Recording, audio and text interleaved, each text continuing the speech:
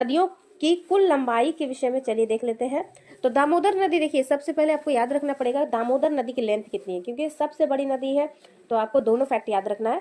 दामोदर की कुल लंबाई 592 किलोमीटर है, लेकिन हमारे झारखंड में कितना ये बहता है, तो ये झारखंड में 290 किलोमीटर ही प्रवाहित होती है। इसके बाद ये पश्चिम बंगाल में एंटर कर जाती है। तो 592 290 दोनों याद रखिए। मील में बोला जाए तो 368 मील कुल लंबाई है।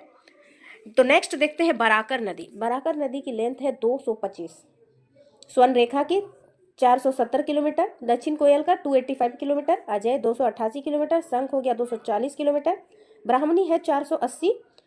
उसके बाद सोन नदी देखिए 784 है, लेकिन झारखंड में केवल 45 किलोमीटर। मयूराक्षी हो गया 250 किलोमीटर, उत्तरी कोयल 360, पुनपुन 200, फल्गु 27 किलोमीटर, रोरो नदी 58 किलोमीटर, गुमानी नदी 39.5 किलोमीटर। अब इधर उपनाम देख लेते हैं, सारी नदियों का उपनाम क्या है।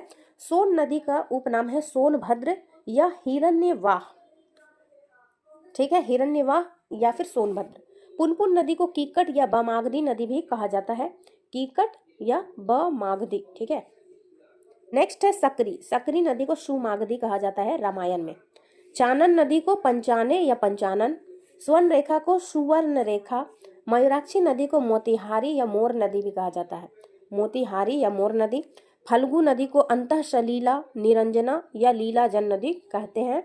दामोदर को बंगाल का शोक, देव नदी, देवनद।